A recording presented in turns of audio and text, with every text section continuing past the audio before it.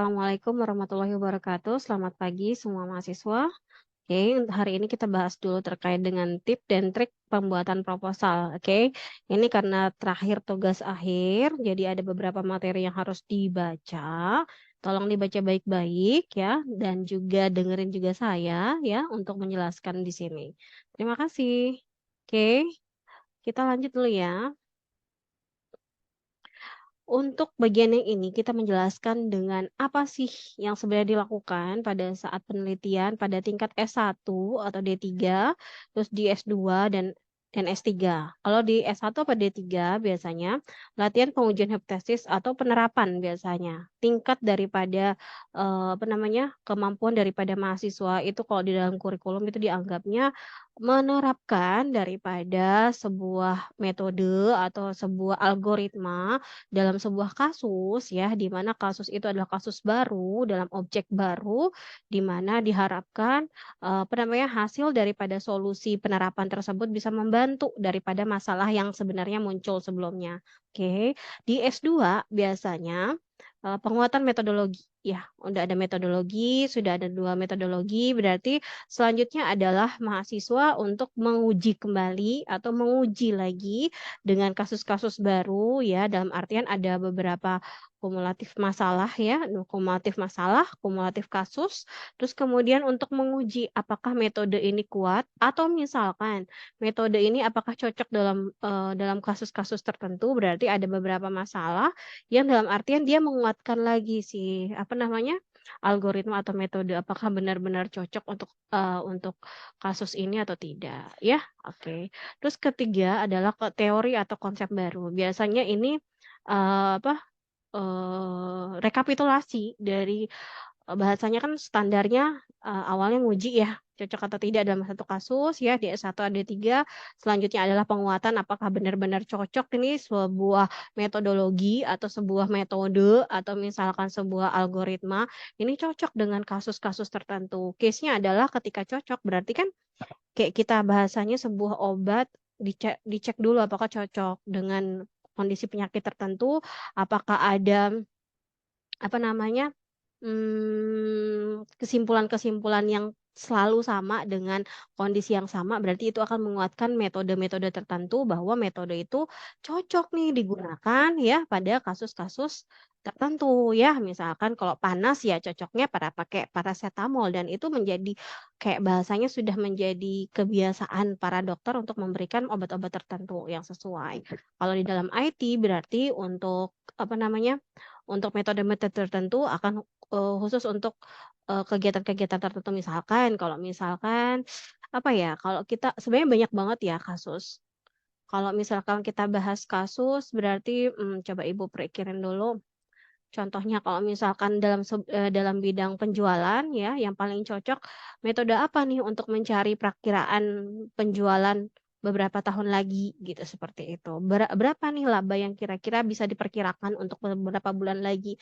Nah, itu karena dicek lagi, metodologinya akan dicek-cek terus sehingga didapatkan kesimpulan bahwa metode ini pada kasus ini dengan kasus satu, kasus 2, kasus 3 ya, dalam artian global kasusnya dengan kasus satu yang terjadi perusahaan A, perusahaan B, ke perusahaan C, cocok terus berarti itu akan menguatkan metodologi ya, artinya cocok atau sesuai. Sesuai juga artinya tingkat akurasi daripada hasilnya juga sesuai. Makanya biasanya kalau di data, distribusi data atau di data science biasanya kan ada tuh akurasi dan segala macam itu dicek lagi untuk di semester besok ya mungkin bisa belajar lagi di data mining, itu biasanya kan ada tes akurasi, tes kesesuaian daripada hasil yang sudah dihasilkan dengan, apa namanya, dalam artian dengan perhitungan yang sebenarnya sudah akurat.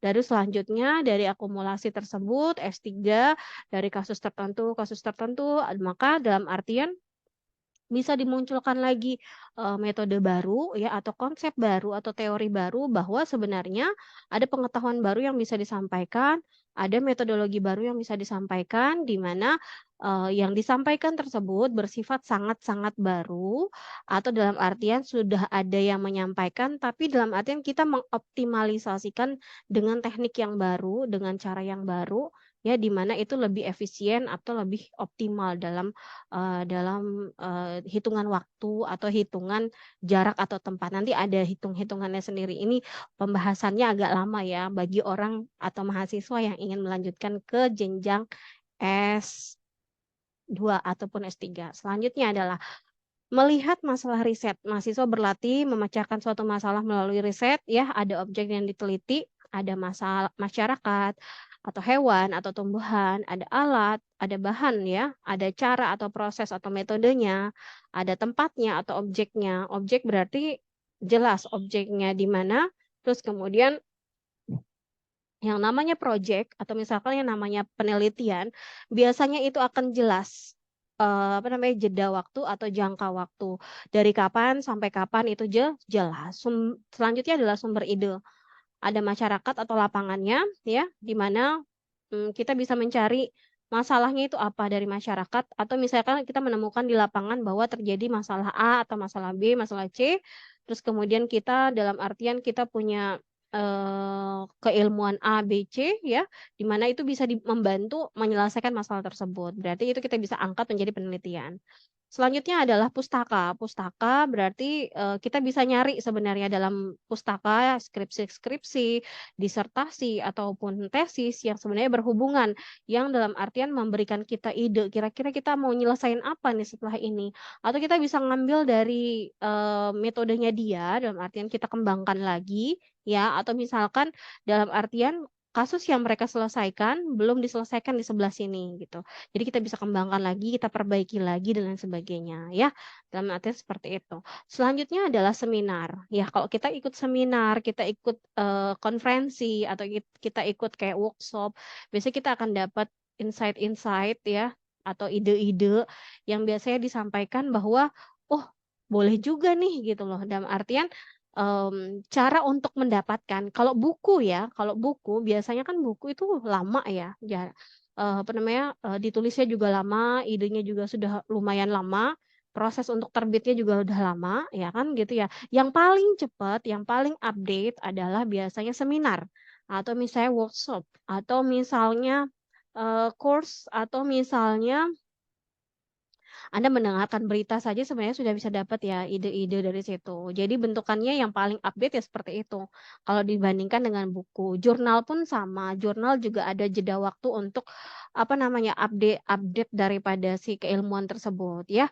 Jadi dalam artian, sangat memungkinkan buat mahasiswa untuk mulai membaca lebih banyak atau mengikuti kegiatan lebih banyak ya, bersifat keilmuan daripada perkuliahannya, supaya mahasiswa juga bisa mendapatkan tambahan, oke? Bisa mendapatkan tambahan ide untuk mendapatkan ide buat besok untuk skripsinya ya.